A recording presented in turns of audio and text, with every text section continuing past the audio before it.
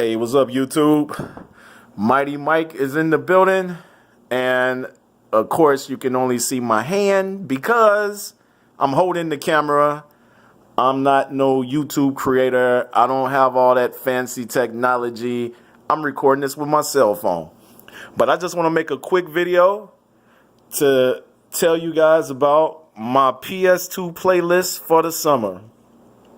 Now, what I do for a living, I ain't going to say, but I get summers off. So I'm thinking about, I got a whole summer to catch up on some games that I haven't played, that I've always wanted to. So I want to do a top 6 list today. 6 games that watching YouTube convinced me to buy for PS2.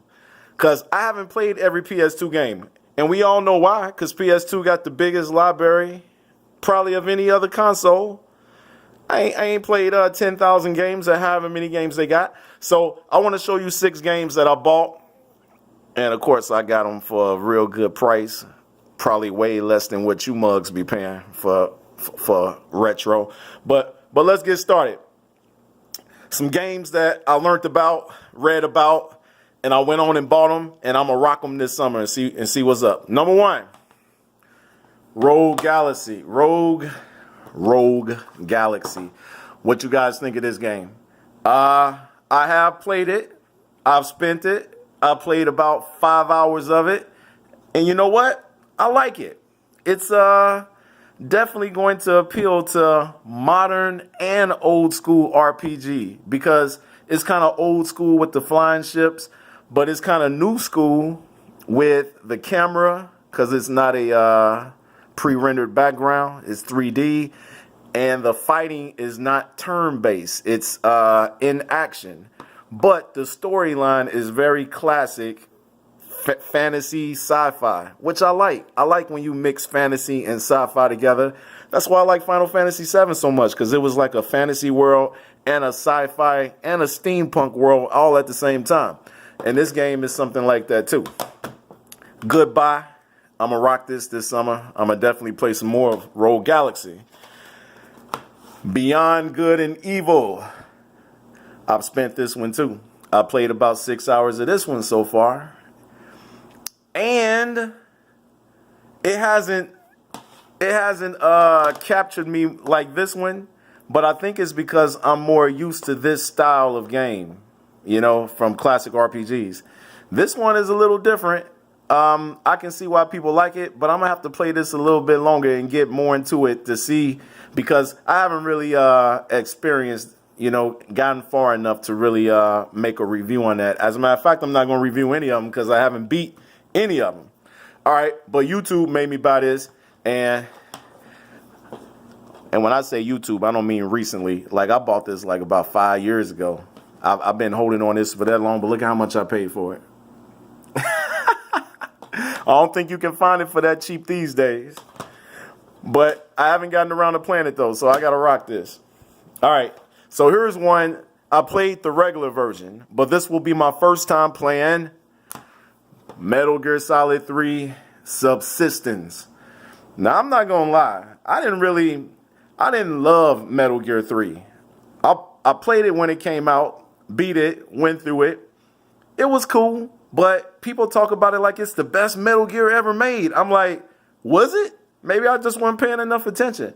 I thought it was all right, but I didn't like all that James Bond stuff. Like, this game is It's trying too hard to be James Bond.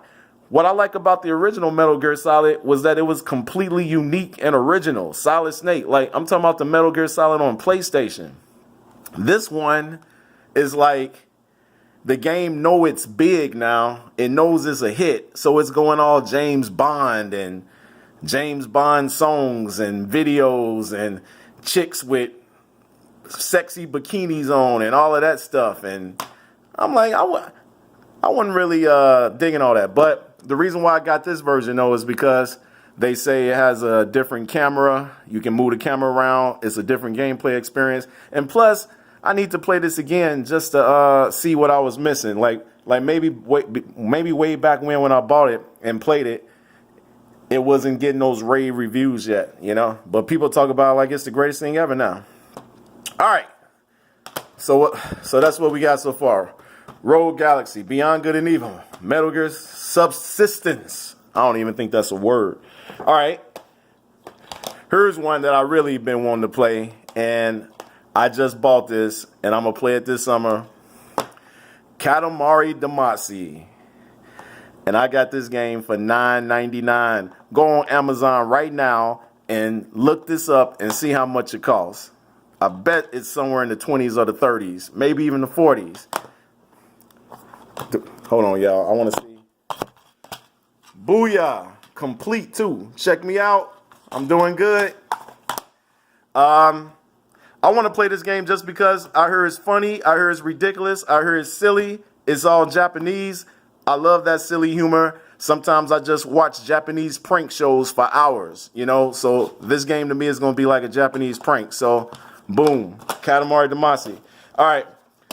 YouTube made me buy this one too. Dragon Quest VIII. People talk about this game like it's greatness. Once again, GameStop, obviously. A lot of these games, you're going to see these GameStop stickers on them these days because almost every PS2 game has been traded into GameStop at some point in its life. So you're going to get these pre-owned stickers on a lot of them. It's rare that you don't see these on them these days. But I have spun this, and this is a straight up traditional classic style RPG.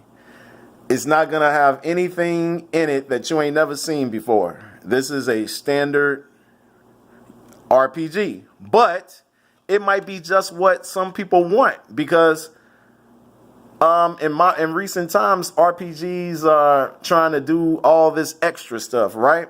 So when this game came out, it was like, hey, we're just going to do an old-fashioned, simple 3D RPG with nice graphics, traditional, and the traditional RPG lovers are gonna like this.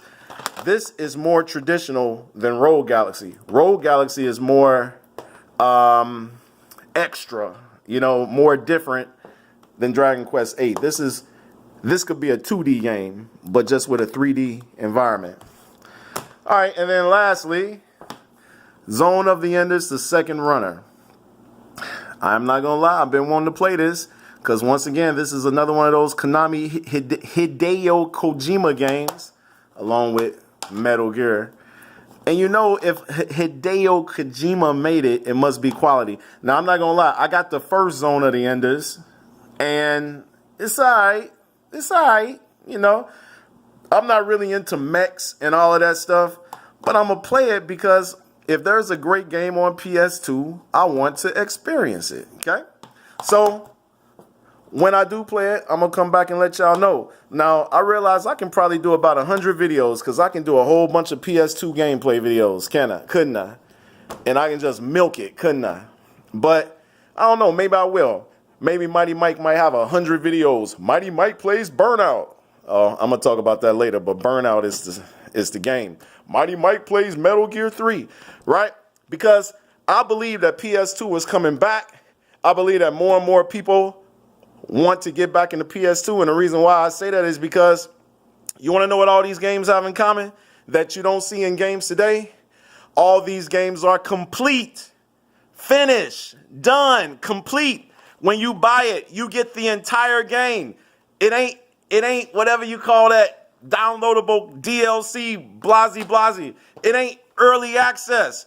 It's the whole thing, the entire game, the full story.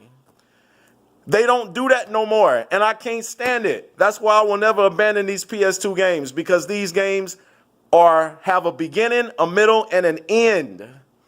You buy a game, you buy the full game. I will stand by that forever. I grew up in the era where games were complete when you bought them. You didn't have to buy half of it now and get the other half next year. Destiny, I'm talking about you. And then they got this game, Sea of Thieves, where it's like 25% of a game. I'm like, man, forget all that.